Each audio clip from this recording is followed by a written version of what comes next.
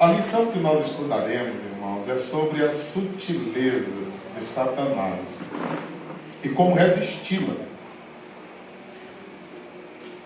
Os irmãos são sabedores de que durante todo esse trimestre que nós estudamos sobre essa forma sutil do adversário agir, e o propósito é que nós abramos os nossos olhos para que mesmo com toda a sutileza do inimigo, nós estejamos atentos, para que não venhamos a falhar. A lição é de número 13, o assunto da lição, toda a igreja juntos, já. Resistindo às sutilezas de Satanás. Então nós precisamos resistir, nós aprenderemos como fazer isso. As sutilezas, porque claro, ele não vem de uma forma, não vinha de uma forma tão declarada.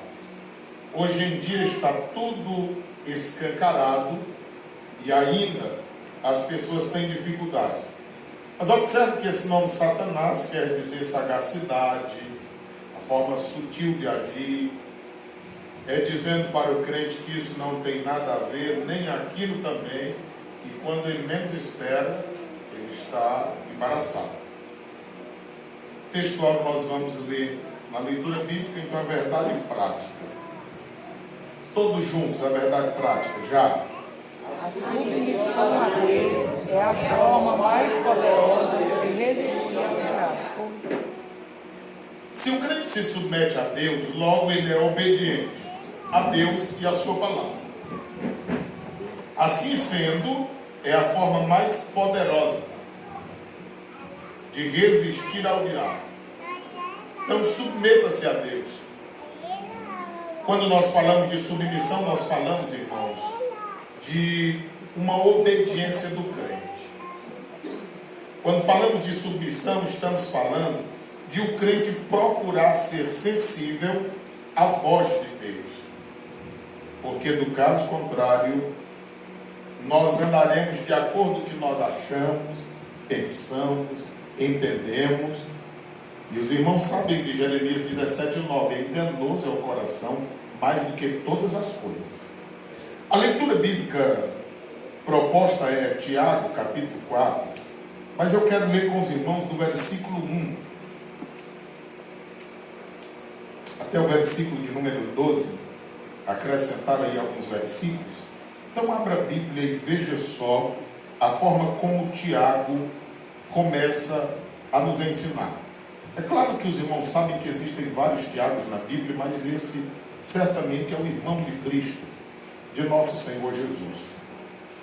Olha só como ele começa Tiago capítulo 4, versículo 1 a seguir. De onde vêm as guerras e pelejas entre vós? É uma forma em que Paulo também utiliza bastante em Romanos. Uma forma de perguntar, instigar o pensamento do povo, que é chamado pelos estudiosos de diatribe. Você questiona e você responde. O texto sagrado diz: de onde vêm guerras, pelejas entre vós? Observe que Tiago escreve à igreja, mas mesmo no meio da igreja tem pelejas, tem guerras, tem discórdias. Os irmãos concordam que no meio da igreja tem tudo isso? Então, se a nossa família tem 3, 4 ou 5, e às vezes tem alguma coisa, alguma ideia, algum pensamento que nós não conseguimos pensar ou ir apenas num só sentido, imagine na igreja. Que aí a guerra já não é mais só uma guerra material, mas espiritual. Ele questiona e diz assim: porventura não vem disto a saber os vossos deleites, que nos vossos membros guerreiam? Os deleites é a pessoa querer fazer tudo em torno de si, com propósitos exclusivamente para si,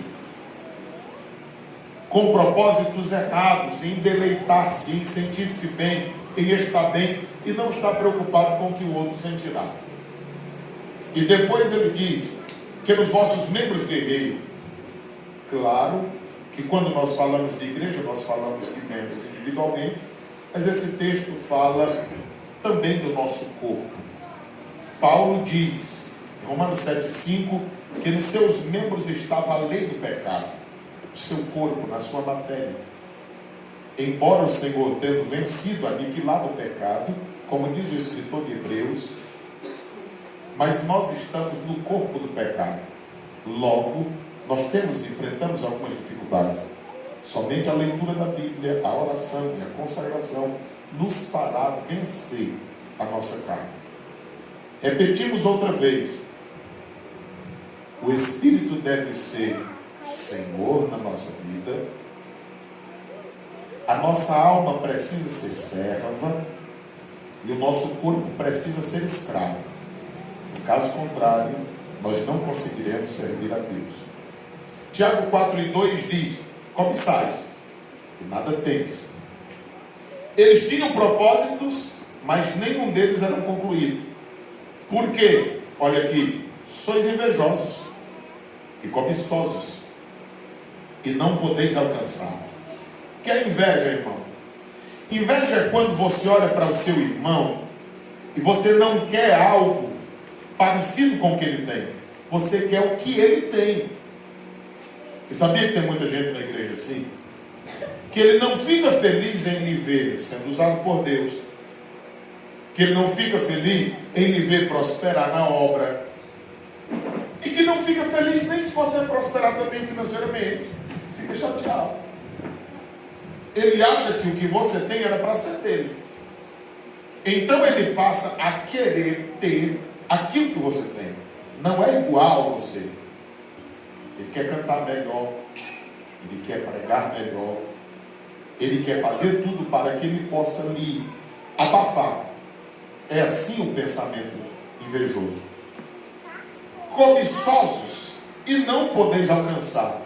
A cobiça deles, o propósito deles, irmão, se você tem um propósito, você tem um objetivo e você segue para consegui-lo, é uma coisa. Agora, se o propósito que você está seguindo, o objetivo é desprezar pessoas, aí isso não vem de Deus. Se você quer alcançar, se você quer buscar no propósito de servir a Deus melhor, servir o povo de Deus melhor, é uma coisa. Mas no propósito de desprezar pessoas, Deus não está nesse propósito. Aí olha só, combateis, guerreais, nada tendes, porque não pedis. Eles viviam lutando, guerreando, mas não conseguiam nada. O que me chama a atenção é que o versículo 2 termina assim: não pedis. Mas olha como começa o 3: pedis e não recebeis. Eu pergunto aos irmãos, eles pediam ou não pediam? O 2 diz que não, o 3 diz que sim, não é? O problema é esse, é porque eles pediam com o propósito errado. Irmão, pedir as coisas a Deus com o propósito errado é a mesma coisa que não pedir, porque Deus não vai atender. O propósito de Deus é que nós vivamos e trabalhemos para Ele, com os propósitos certos, com as motivações certas. Você sabia que alguém pode na igreja fazer tudo certo com a motivação errada? É possível. Então tudo nós devemos fazer certo, mas também com a motivação certa. No caso contrário, o nosso trabalho não fluirá, não terá retorno, não glorificará o nome do Senhor. Aí ele diz: porque pedis maus para o gastardes em vossas deleites. Qual era o propósito que eles pediam? Só para se darem bem. A forma de nós entendermos essa. E Deus não aprova. Versículo 4. Aí a palavra pesa, porque ele fala à igreja, ao povo de Deus. Olha como ele começa: adúlteros e adúlteras. Irmãos, a igreja é a noiva de Cristo. Quando nós pecamos, Deus tem como uma traição, porque Ele não quer dividir a sua noiva com nada, principalmente com o pecado. Então, em nós trairmos a confiança de Deus, aquilo que Ele colocou em nossas mãos para fazer, aí Ele tem nos por adúlteros e adúlteras. Não é só quando um homem possui uma mulher que não é dele, uma mulher possui um homem que não é dela.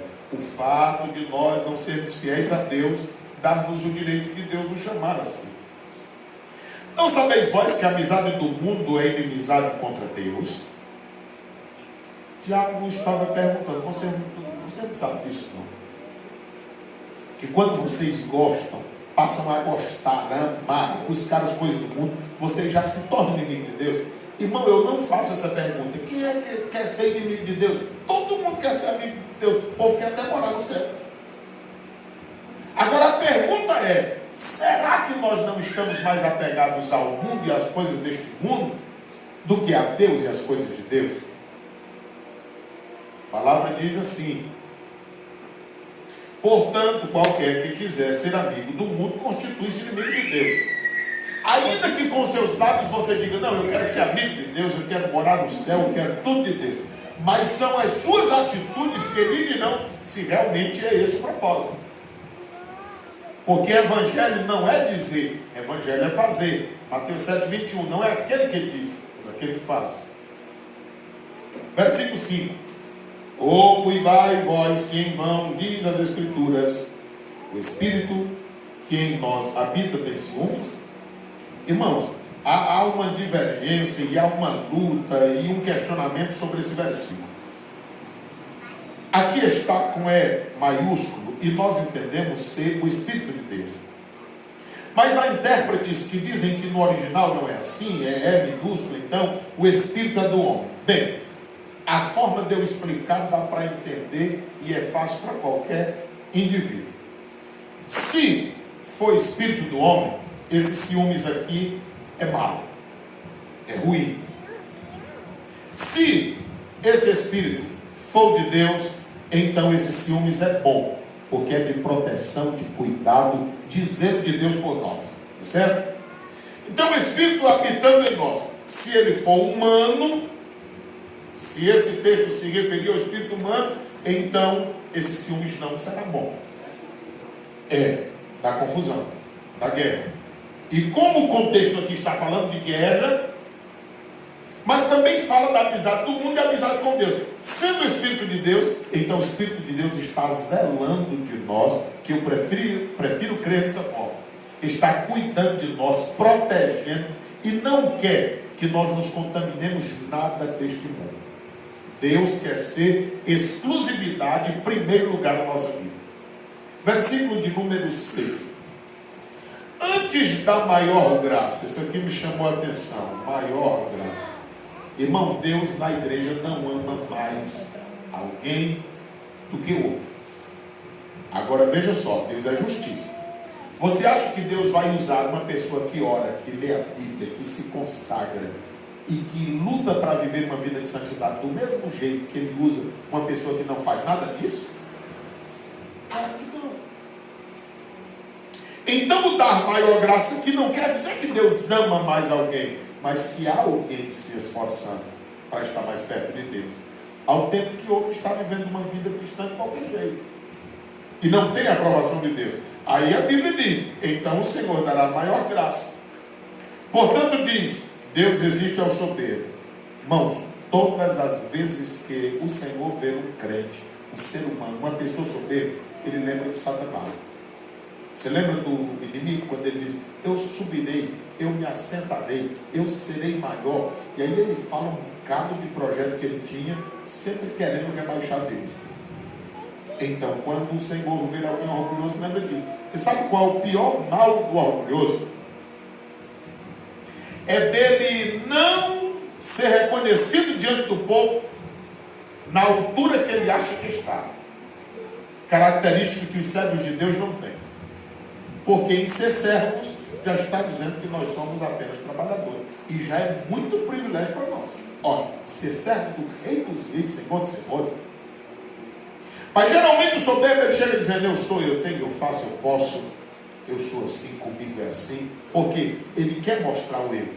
Mas irmãos, na igreja é só um que é o eu sou. É ele, o Senhor, a quem servimos e o adoramos. E nos prostramos diante dele todos os dias. A Bíblia Sagrada diz o seguinte: porém ele dá maior graça aos humildes. Então o Senhor agracia todos aqueles que humildemente servem ao Senhor. Versículo 7. Sujeitai-vos, pois, a Deus, resisti ao diabo e ele fugirá de vós. Sujeite-se a Deus. Submeta-se a Deus. Aí, firme em Deus, você terá como resistir ao diabo. Porque diabo aqui é acusador. Aquele que lança em rosto alguma coisa. Mas a Bíblia diz que ele fugirá de vós. 8. Chegai-vos a Deus e ele se chegará a vós. Limpai as mãos, pecadores, e vós de duplo ânimo purificai o coração. Chegai-vos a Deus, ele se chegará a vós. Limpai as mãos. Irmãos, tenhamos cuidado com as nossas práticas. Estar de mãos limpas é saber que estamos praticando, se agrada ou não a Deus. Pecadores, o ser humano em si é o que é. Agora nós somos pecadores remidos. O Senhor nos perdoou, nos lavou. Nem por isso nós somos anjos. A gente pode falhar por pensamentos, palavras ou obra, mas sempre reconhecendo e se voltando aos pés do Senhor Jesus Cristo. E vós de duplo ânimo aqui tem o sentido de que alguém quer ser crente fazendo as coisas do mundo, fazendo as coisas de Deus. Aí não é possível. Duplo ânimo. Ele tem ânimo tanto para viver as coisas do mundo quanto as coisas de Deus.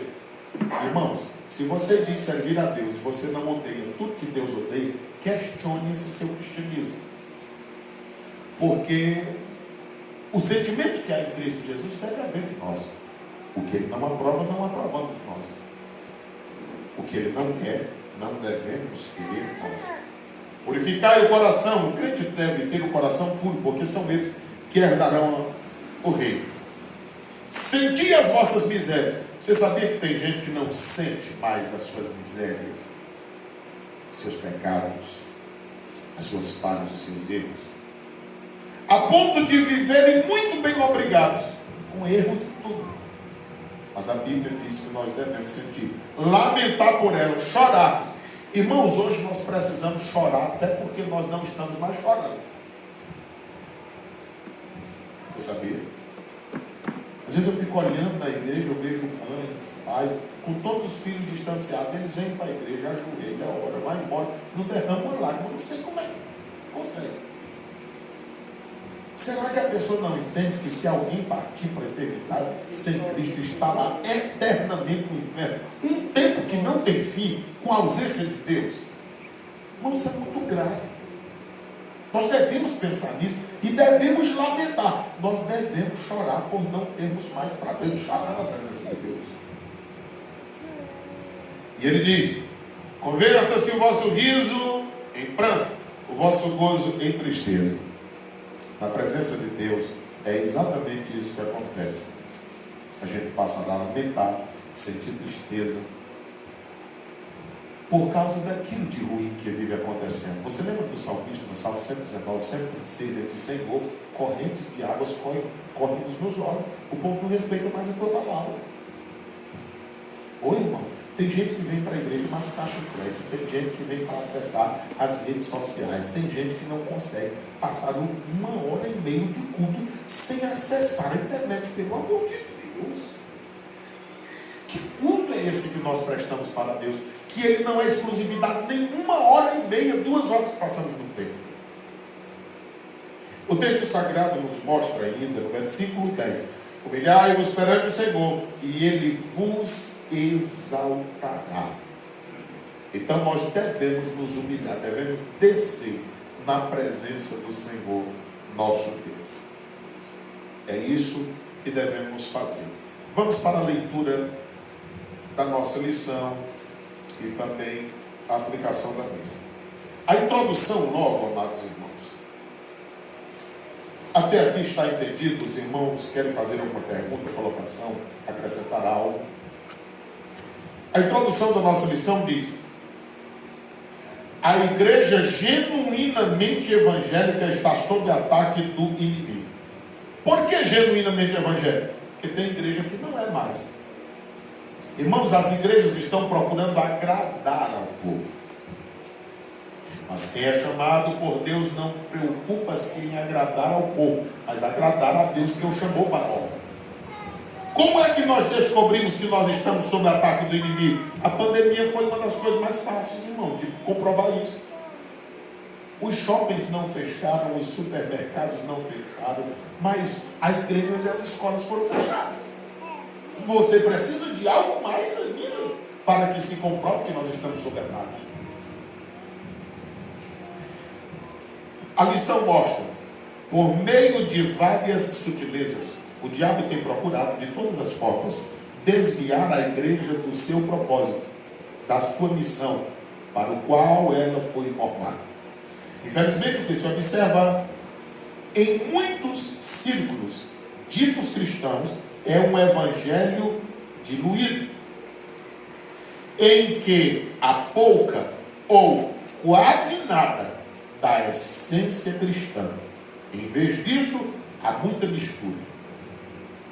Então veja só que o evangelho que está sendo visto, nós estamos contemplando, ele está meio líquido, misturado com um bocado de coisa, tomando a forma do mundo, que é o que Paulo diz em Romanos 12, que isso não deveria ser feito pela igreja.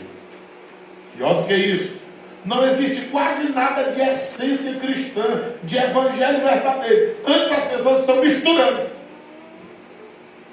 Você já viu um evangelho que precisa de rosa branca, de rosa ungida, de sabonete ungido, de vassoura ungida, de pano ungido, de toalha ungida? Você já viu um evangelho que precisa de sal grosso, um evangelho que precisa determinar, um evangelho que precisa dizer a Deus que não aceita, um evangelho todo corrompido? Pior do que isso, o evangelho pregado em muitos lugares é um evangelho que oferece tudo que Jesus rejeitou no deserto. Jesus, cheio do Espírito Santo, batizado em águas, depois de oração, depois de uma vida com Deus, porque assim ele vivia em obediência, o Espírito leva para onde? Para o deserto. Para quê? Para ser tentado pelo cão. Chega lá, ele coloca um bocado de coisa diante de Jesus, e Jesus disse: não quero nada, porque está escrito. Então hoje o evangelho da atualidade, tudo que Jesus rejeitou lá, o evangelho da atualidade está pregando. De forma que o povo nem entende mais para que evangelho. Irmão, o evangelho, o foco principal é arrependimento de pecado.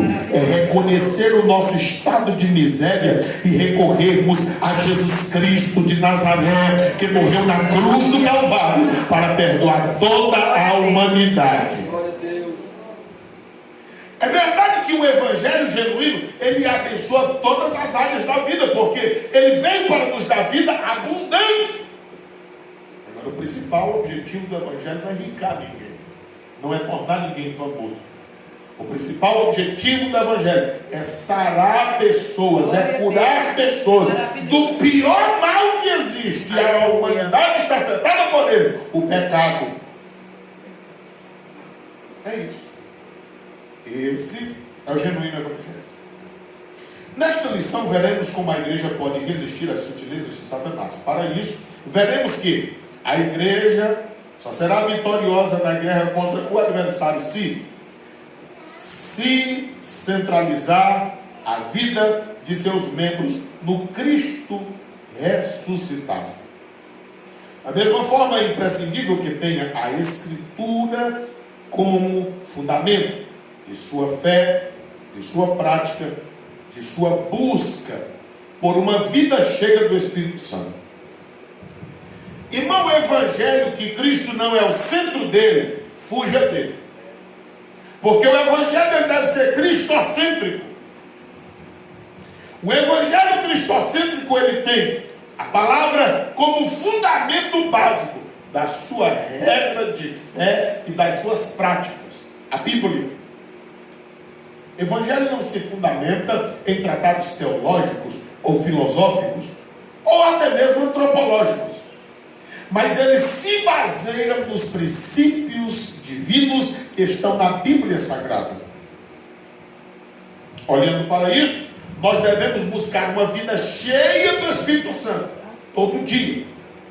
Querer uma porção a mais do Espírito, para que nós vençamos.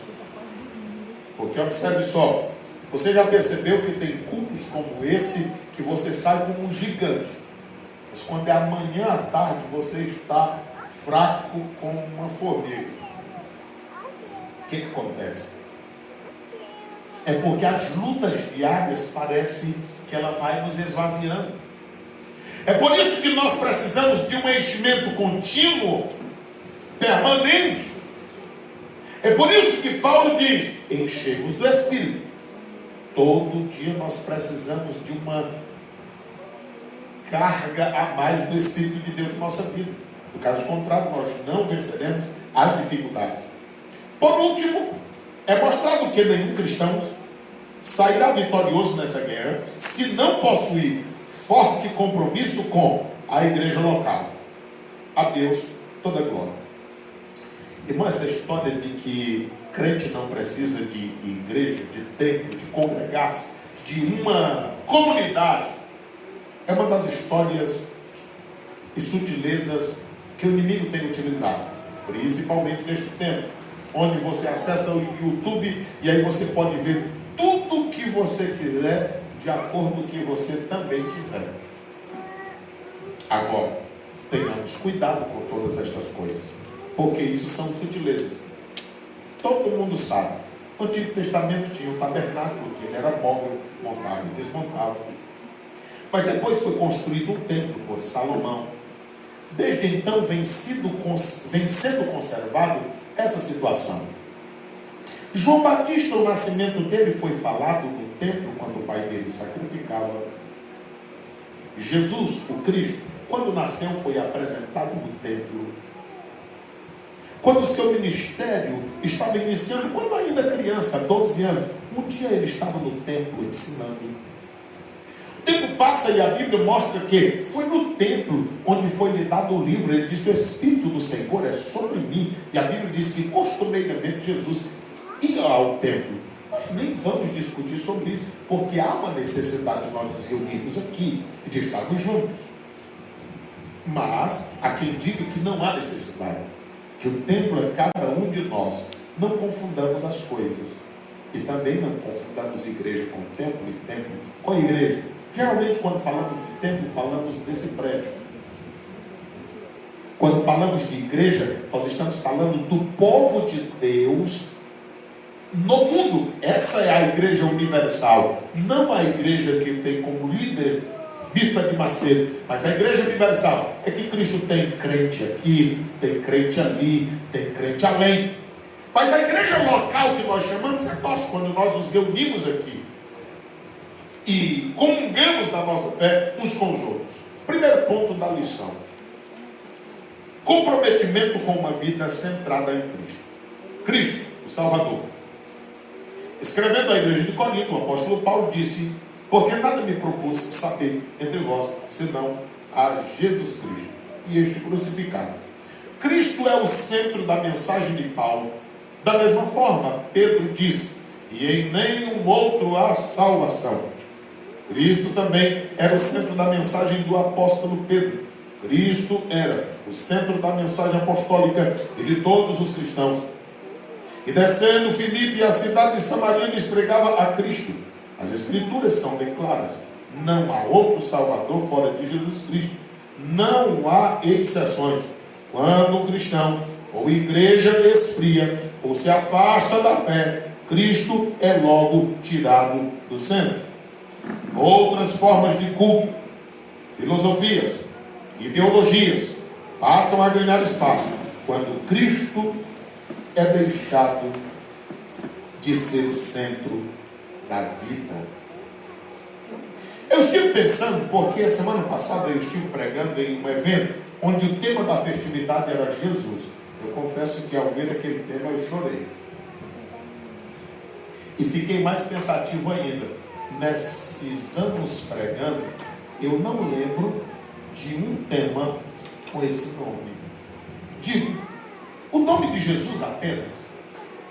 E aquilo me chamou a atenção. Meu Deus, como é que é o centro? A gente já falou que Cristo vive, que Cristo ressuscitou, mas Jesus. Ah, mas aquilo me encheu os olhos.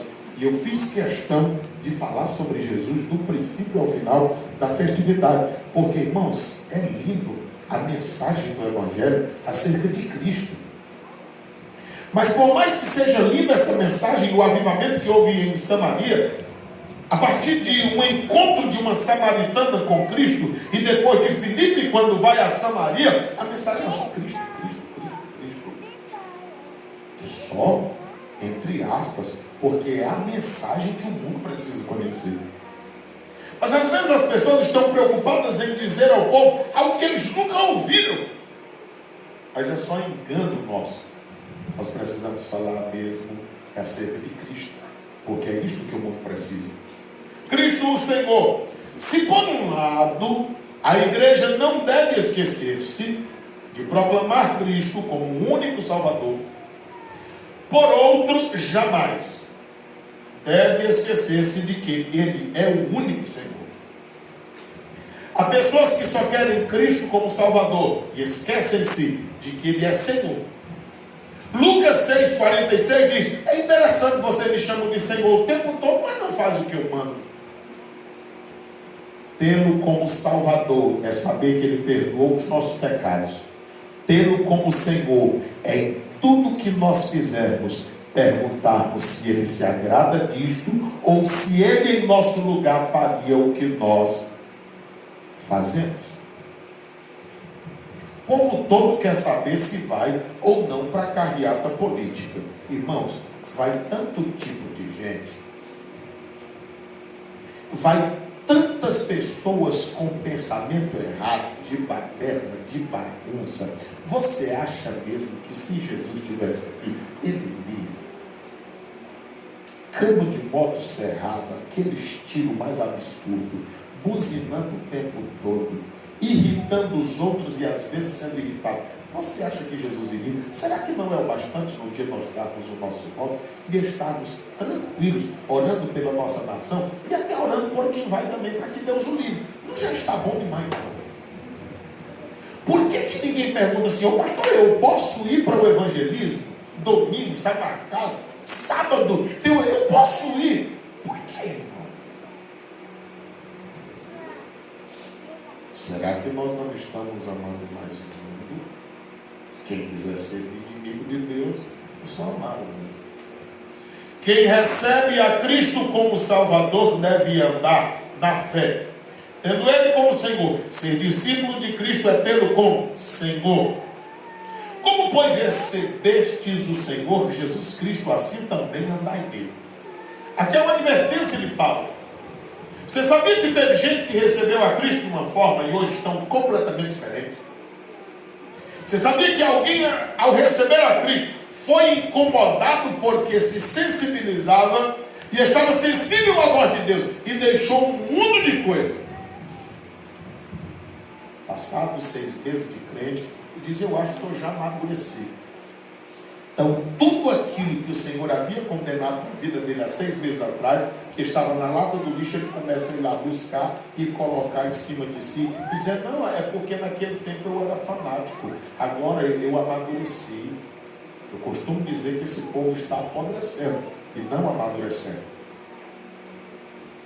Porque Provérbios 4,18 diz que a vereda do justo é como a luz da aurora, que vai brilhando cada dia mais, não ofuscando o brilho que havia. O texto nos mostra que receber Cristo como Salvador, mas não andar nele, isto é, de acordo com o seu ensino, é negar o seu senhorio. A falta de reconhecer o senhorio de Cristo é a causa do fracasso na fé de muitos cristãos. A sutileza do diabo está no fato de dizer que você pode viver uma coisa sem a outra. Em outras palavras, você pode ser salvo independentemente da forma ou maneira como vive. Irmãos, e eu não sou político e nem tenho interesse.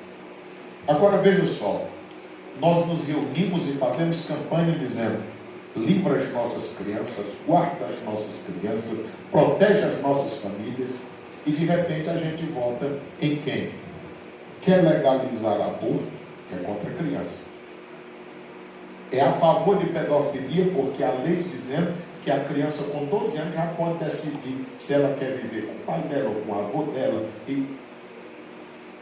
Aí é uma coisa estranha ou não? A gente orar para que Deus livre, mas a gente apoiar no voto pessoas que defendem esse tipo de pensamento. Lá fora, eles fecham uma igreja, matam pastores, perseguem missionários. E se você falar nesse assunto, meu irmão, alguém já fechou o coração e nem vai receber mais o restante da palavra. Eu não tenho compromisso com isso. O meu negócio é pregar a verdade e mostrar-lhes o Evangelho de Cristo. Billy Graham disse que comunismo, socialismo é um negócio criado e liderado pelo próprio diabo. E quem apoia declara guerra contra Deus. Segundo ponto da nossa lição diz assim: comprometimento com as Escrituras.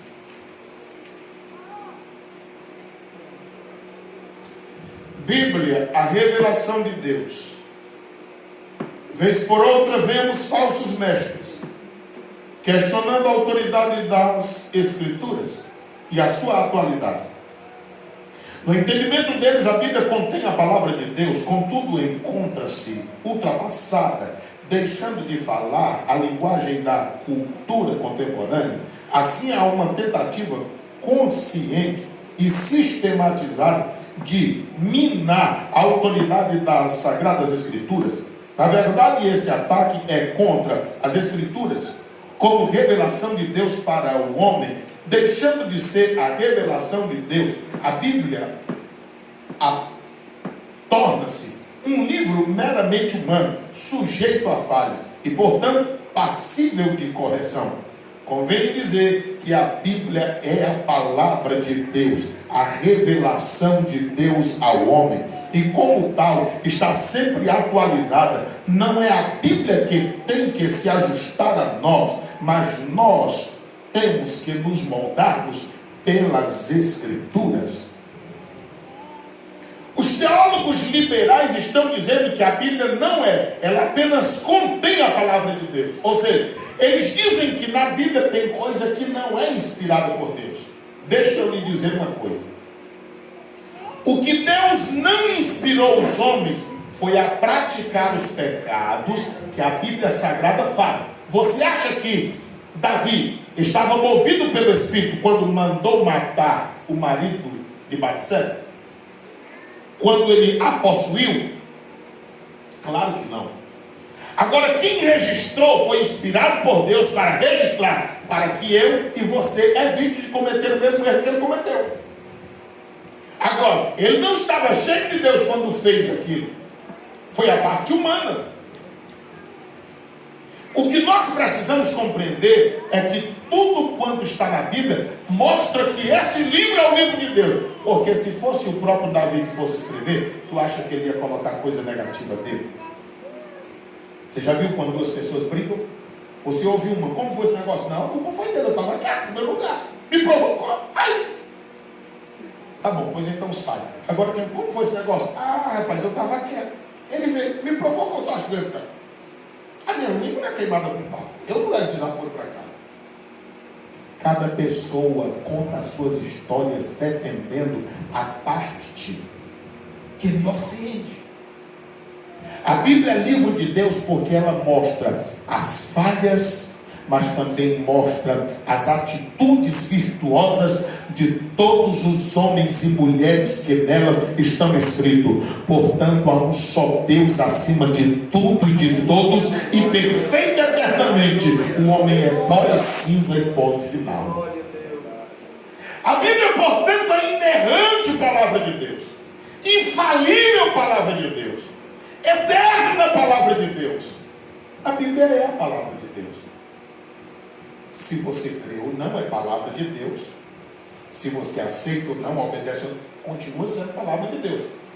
E o homem de Deus, a mulher de Deus, tem que ter essa convicção. Acreditem ou não, ouçam ou não, pregue a palavra. Fale acerca da palavra. Porque ela que salva, ela que muda, ela que molda vidas. A continuidade diz: Bíblia, regra de fé e conduta. Quando a Bíblia deixa de ser a revelação de Deus para nós, então ela também deixa de ser a nossa regra de fé, de conduta. Uma igreja genuinamente evangélica precisa se conscientizar de que as Escrituras são a fonte dos valores éticos, morais e espirituais que devem nortear a vida do cristão. Se não fosse a mediação das Escrituras, o cristão se tornaria desnorteado na sua caminhada. Como saberíamos, por exemplo, dos malefícios da idolatria? As Sagradas Escrituras não nos orientassem sobre eles.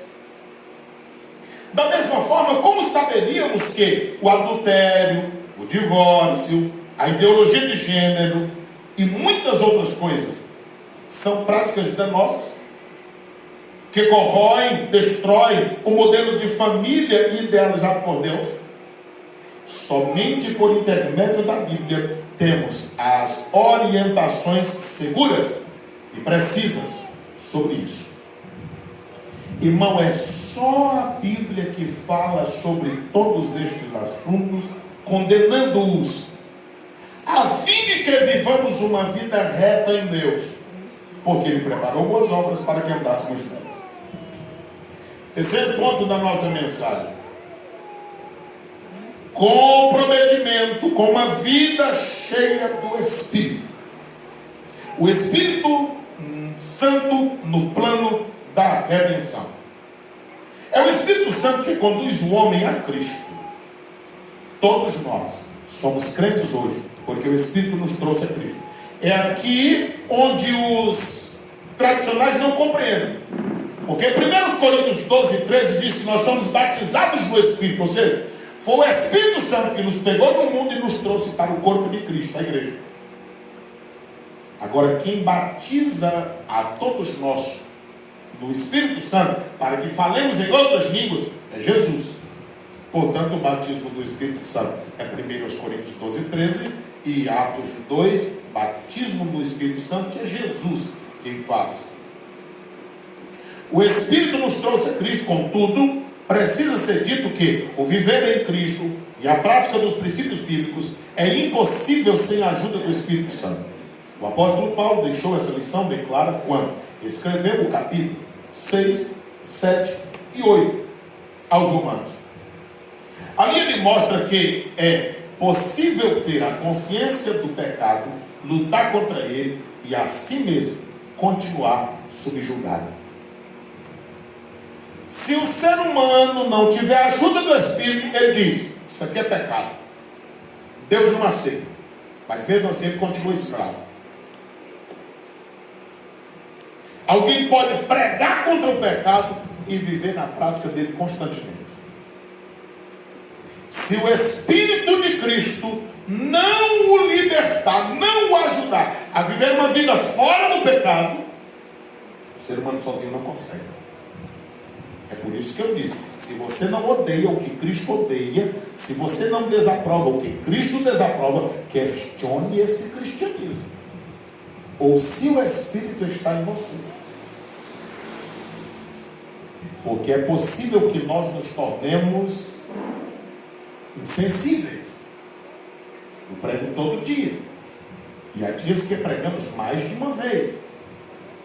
Hoje nós já explicamos essa lição para várias pessoas. Isso pode levar a pessoa ao costume, ao pensamento, que não é o que Deus aprova, que o que eu estou falando é só para os outros e não para mim. Mas essa palavra só terá efeito na vida das pessoas se eu viver.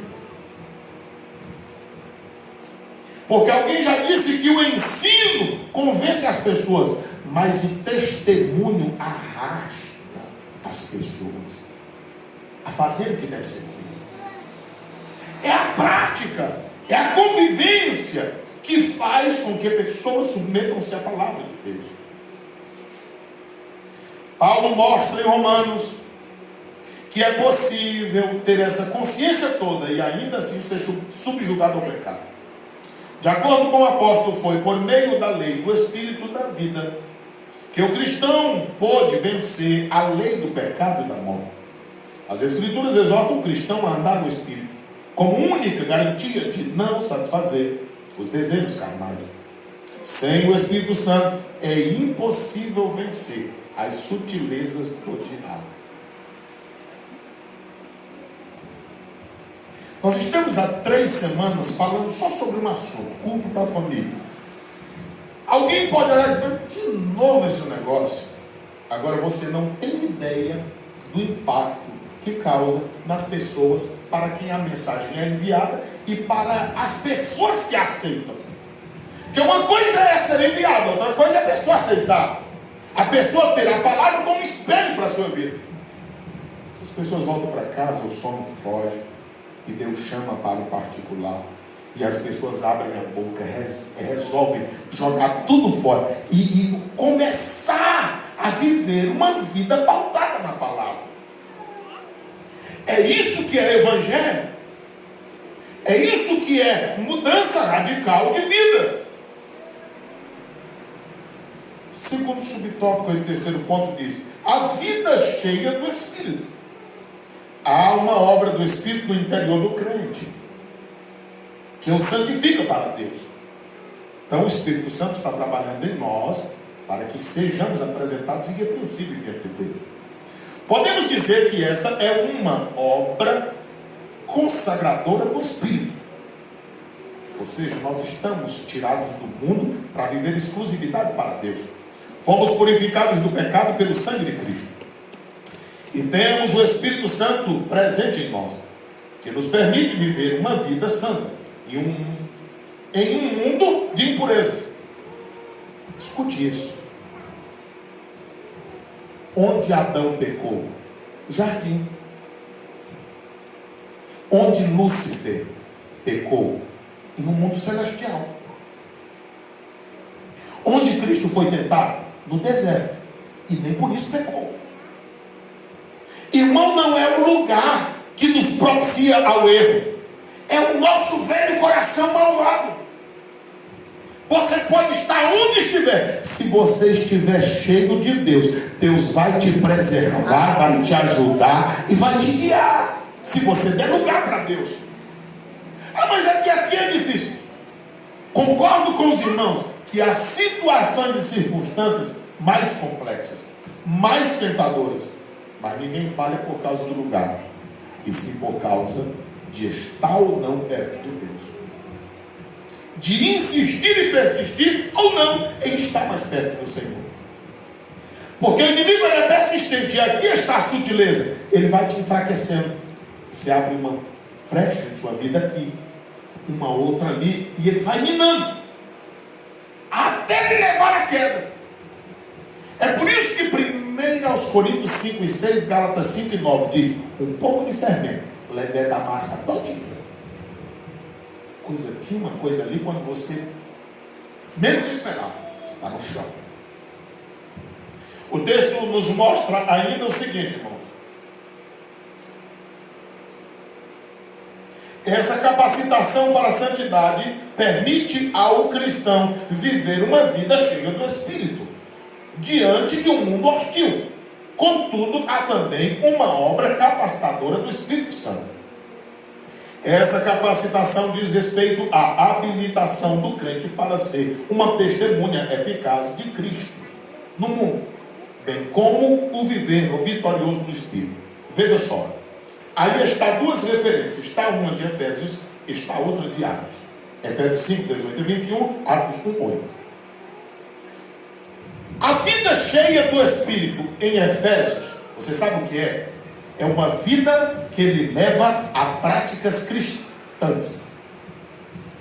A vida cheia do Espírito em Atos dos Apóstolos é uma vida cheia do poder de Deus para testificar. Então, todas as vezes que você vê em Efésios vida cheia do Espírito, já sabe, é uma vida de alguém que tem vergonha na cara, quem tem caráter. Todas as vezes que você vê cheio do Espírito Santo, em Atos dos Apóstolos está falando, uma pessoa cheia do poder de Deus. Desde criança eu ouço falar: não pregue isso e não diga isso em nenhum lugar, pelo amor de Deus. Desde criança eu ouço dizer que Jesus liberta de muita coisa, mas não liberta de velhaquice e nem liberta de gente falsa, mentirosa. Não, nunca pregue isso. O Evangelho de nosso Senhor Jesus Cristo, ele liberta o homem de todo tipo de escravidão que possa existir. Seja ela mentira, seja ela velhaquice, do que quer que seja, o Evangelho liberta. Glória a Deus. Quem ainda é aprisionado por essas coisas, precisa se retratar com Deus e se voltar para Ele. Rapidamente. Porque isso mostra que você não tem uma vida cheia do Espírito, como está em Efésios, para viver a prática da vida cristã. Porque alguém vai pregando, alguém vai ouvindo e vai até rindo, e a pessoa já pensa: é mesmo, eu conheço um bocado de crente mentiroso, eu conheço um bocado de crente que não paga o que deve. Não, isso é caráter mal formado, porque o Espírito de Deus ainda não agiu na vida dessas pessoas. Pode ser quem for e ter o tipo de crente que tem, precisa nascer de novo. A vida do cristão, o Evangelho é radical. Mateus 5,37: é sim, sim, não, não, que passa disso tem procedência maligna. Quarto ponto da nossa lição: o comprometimento com a igreja local. A igreja como corpo de Cristo. Escrevendo aos Coríntios, o apóstolo Paulo diz: ora, vós sois o corpo de Cristo, os seus membros em particular. Nas Escrituras, a igreja ocupa um lugar de relevância ímpar. Fica sempre em destaque a igreja como um corpo, ou seja, uma expressão de sua dimensão coletiva. Nesse sentido, o aspecto local da igreja também fica enfatizado. Na metáfora dita por Paulo, no capítulo 12 da sua primeira carta aos Coríntios, fica evidente que, assim como um membro do corpo humano, separado deste, perde a utilidade, da mesma forma a igreja. É por isso que não existe cristão legítimo fora da esfera da igreja como corpo de Cristo. Os irmãos entenderam? A própria palavra desigrejado torna-se um termo impróprio, uma forma de descrever uma anomalia espiritual. Alguém está aqui, peca, não quer ser corrigido, aí ele vai bem para a esquina e bota uma igreja. Aí vai um bocado de gente desmantelado do mesmo jeito que segue. Porque não quer se submeter a uma disciplina, a uma correção. Outros dizem: não precisa de igreja não, o YouTube aí tem pastor toda hora, a gente escolhe a mensagem que quer, escolhe. Não, nós precisamos de igreja, nós precisamos nos reunir. Irmãos, é aqui que nós somos tratados para saber se nós somos crentes mesmo. É aqui, é a prova dos 9, porque você tem que conviver com todo tipo de gente, todo dia da vida, e aí as coisas vão complicando-se. E para isto eu quero ler alguns versículos com os irmãos. Vamos lá. Há uma leitura, parece que até extensa, mas é preciso.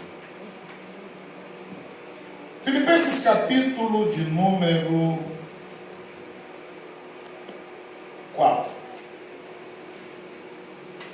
Filipenses capítulo 4. Olha aqui como é que é uma igreja cheia do Espírito Santo. Filipenses 4:1 diz: portanto, meus amados, muito queridos irmãos, minha, o que, igreja? Alegria e coroa, irmãos. Paulo está olhando para a igreja e diz: mas são meus amados, são muito queridos irmãos, eles são alegria e coroa para mim. Estai assim, firmes no Senhor. E aí ele diz: amados.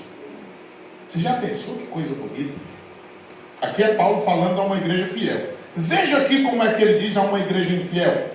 Primeiro aos Coríntios, capítulo 1, versículo 14. Às vezes os irmãos não entendem a gente, tem gente que se chateia, tem gente que nos chamam de juízes, porque às vezes nós não batizamos qualquer pessoa, e nós até orientamos a forma certa, e tem gente que não gosta. Mas olha o que diz em 1 aos Coríntios 1,14. Dou graças a Deus, porque a nenhum de vós, o que fiz? Paulo está dando graças a Deus, porque teve gente que ele tinha certeza que não tinha batizado, porque sabia que não prestava ainda. Só por isso. Irmão, não é números que vai mostrar o nosso trabalho para Cristo. Deixa eu te dizer uma coisa. Não é a quantidade de cargo que tu tem, não é a quantidade de dons que tu tem. O que é importante para Deus é o que tu recebeu, tu fazer com fidelidade. O que é importante para Deus é o pouquinho que tu faz, tu fazer com zelo, com cuidado.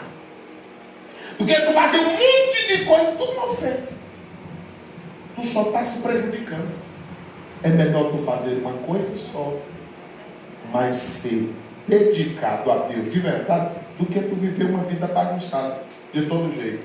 Como nós estamos falando sobre igreja, e os desigrejados têm um bocado de coisa aí, eles não querem se submeter à liderança, não querem se submeter a nada, nem a ninguém, e assim eles vão vivendo. Mas vamos lá. Atos dos Apóstolos, capítulo de número 6, versículos 2 a 4, está escrito: e os 12, convocando as multidões dos discípulos, disseram: não é razoável que nós deixemos a palavra de Deus e sirvamos as mesmas. Ora, naqueles dias estava tendo uma confusão, porque disse assim: esses líderes da igreja não sabem nem quem é que está sofrendo, quem está passando fome, quem está doente. Os apóstolos disseram assim: é o seguinte, você não sabe que tem defeito, tem problema?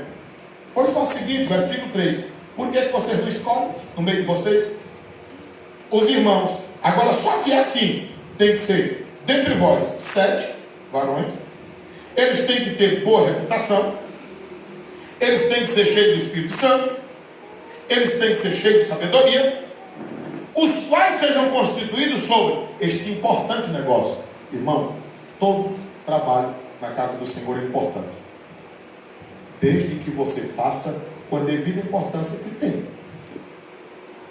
Olhando para isso, versículo de número 4: mas nós perseveraremos na oração e na ministração da palavra. Eles não queriam tirar a atenção daquilo que era prioridade na igreja.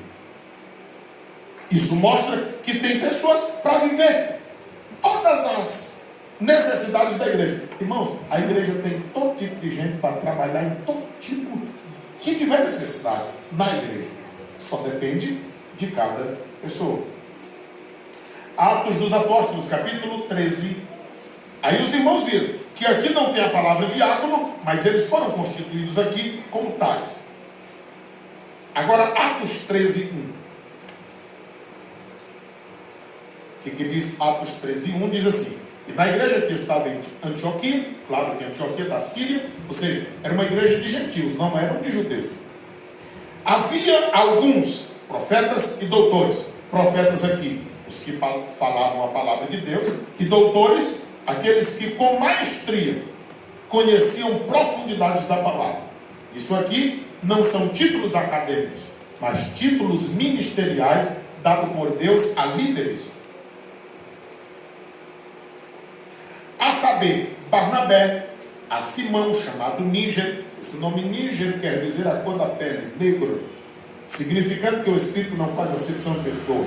E Lúcio, Cireneu, porque ele era de Cirene, e Manaém, que fora criado com tetrarca, com Herodes o tetrarca, certamente irmão de leite, amamentado pela mesma mãe. E Saulo. Aqui mostra que a igreja de Antioquia, ela tinha liderança. Como vai se dizer hoje que não precisa de líderes na igreja?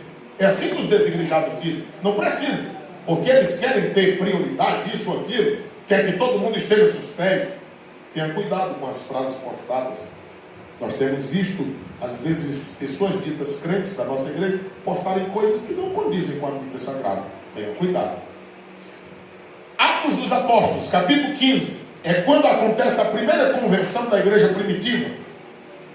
E naquela reunião, veja só, 15, 12 e 13. Capítulo 15, versículos 12 e 13. Então, toda a multidão fez o quê?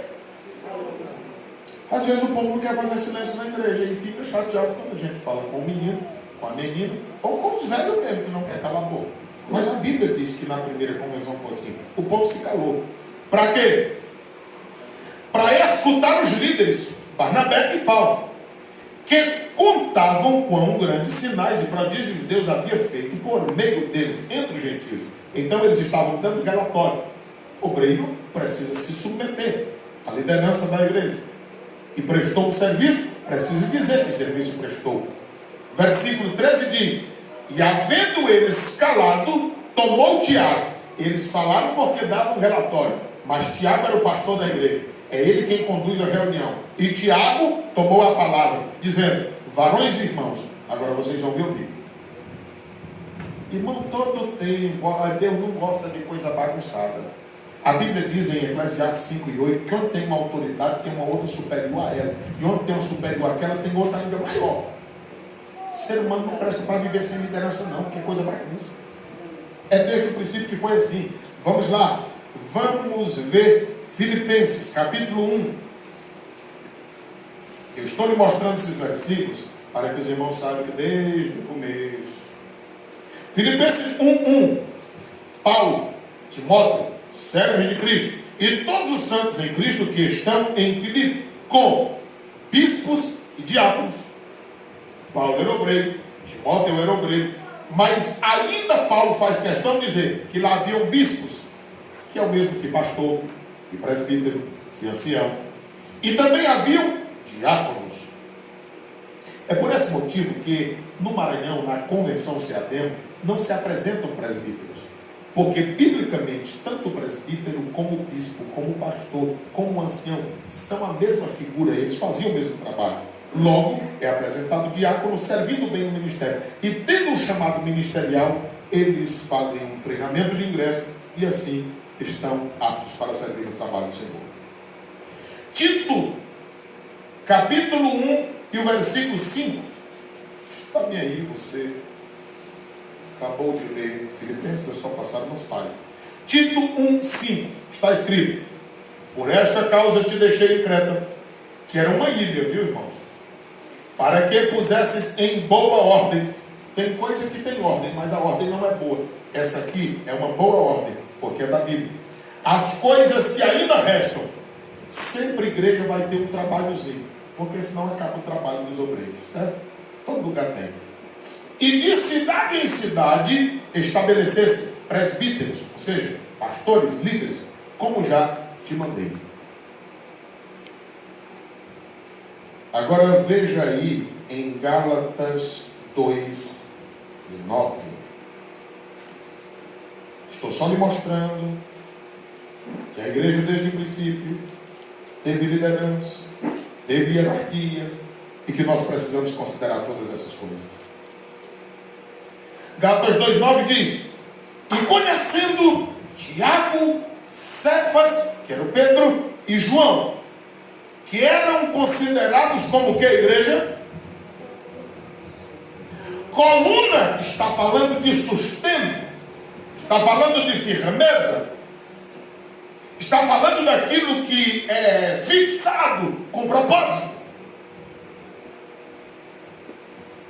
Estamos em Gálatas, vamos ver em 1 Timóteo. 1 Timóteo, capítulo 3, versículo 15. Ali está falando de líderes, viu? Agora vamos ver 1 Timóteo 3,15. 1 Timóteo 3,15. Mas, se tardar, para que saibais como convém andar na casa de Deus, que é a igreja do Deus vivo, a coluna e firmeza da verdade. Você viu que Tiago, João e Pedro eram considerados colunas? Você está vendo agora que aqui colunas é considerado como a igreja de Deus? Você lembra que em Apocalipse 3,12 diz que aqueles que vencerem serão feitos coluna no templo do meu Deus? Irmãos, um homem de Deus, uma mulher de Deus, faz uma diferença numa cidade que você não tem ideia. Porque é coluna e firmeza de verdade. Irmão, tenha coragem, abra a Bíblia, abra a revista, ajoelhe-se ao pé da sua cama e pergunte, professor da escola bíblica dominical, pastor de igreja, pastor de campo, superintendente da EBD, pergunte a Deus, ao Espírito de Deus: Deus, eu tenho sido um monte de estrume e esterco, ou eu tenho sido coluna na tua casa?